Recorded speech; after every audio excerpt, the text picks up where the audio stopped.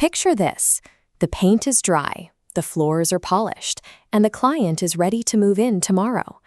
Then the fire marshal tests the lighting system. It fails, and the certificate of occupancy is denied. The building sits empty. When a commercial building fails its final lighting inspection, it is rarely an electrical design flaw. Instead, it is almost always a failure of spatial and structural coordination out in the field. Construction managers do not design the lighting systems. A CM's primary mandate is to verify the fixtures, coordinate the controls, and actively prevent these late-stage turnover failures. The first line of defense is the lighting plan. These drawings dictate exactly where every physical fixture needs to be installed across the ceiling grid. The plan relies on a precise language. Legends decode the various symbols scattered across the floor plate, while detailed schedules explicitly define the physical hardware and quantities being installed. Beyond physical placement, specific text notes on these drawings govern the room's behavior, dictating the requirements for complex automated controls and emergency backup systems. To effectively manage risk, a CM has to mentally translate these static, two-dimensional symbols into a dynamic, three-dimensional model. You have to account for power routing, physical space constraints, and automated logic simultaneously. Let's break down exactly how this translation works by isolating a single room from a broader commercial project plan. Every component has a specific designation. Take this alphanumeric tag here, LH1A:1. This tag identifies the power source. It tells the electrician the exact panel and circuit location that feeds electricity into this specific space. Engineers size these electrical panels based on diversity assumptions. This is a mathematical calculation that assumes not every single light in the building will be drawing maximum power at the exact same time. During construction, clients frequently request late-stage changes to the room layout or decide to upgrade the lighting fixtures. These modifications directly alter the total electrical demand. A late change can overload the original diversity assumptions, requiring the construction manager to intervene and verify the panel can actually handle the new load. Once the power routing is verified, we look at the hardware itself, indicated here by the fixture tag F3. Cross-referencing F3 against the project's fixture schedule gives us the physical properties of the light, its size, weight, and mounting type.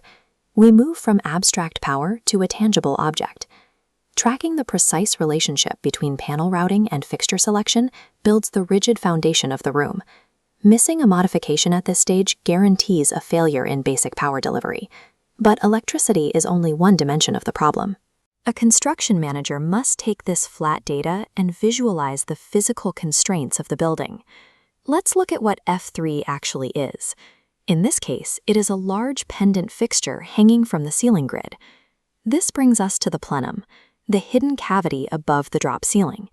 It is the most heavily congested and highly contested physical space on any commercial site. Heavy pendant fixtures require exact structural coordination to mount safely to the steel deck, weaving past massive utilities. The primary risk is verifying plenum depth, ensuring the light's housing doesn't physically collide with HVAC ducts already installed in that exact spot. If a clash in the plenum is discovered during installation instead of during document review, construction halts immediately and expensive structural rework begins. A two-dimensional plan assumes infinite vertical space. It is the CM's strict responsibility to verify the harsh three-dimensional reality of the plenum before a single wire is pulled. With the fixtures physically clear in the ceiling, the focus drops down to the wall, where the user interacts with the system.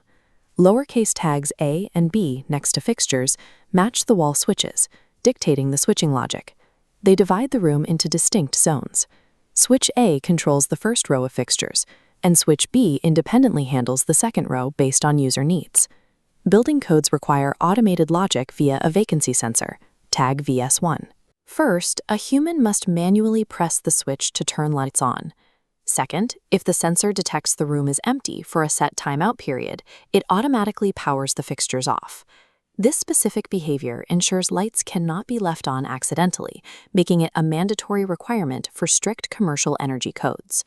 The hardware might be installed perfectly, but if the controls are poorly programmed or the timeout sequence is set incorrectly in the field, the system fails.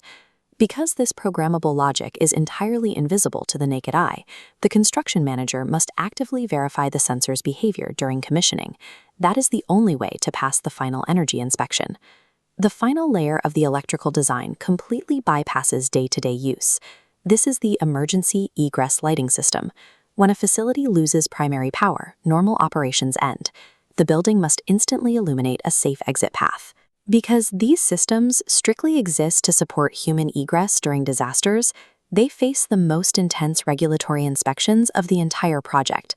Unlike standard fixtures, you will rarely find the instructions for this critical behavior in the main symbols. Instead, emergency routing is often buried deep in the technical notes of the plan.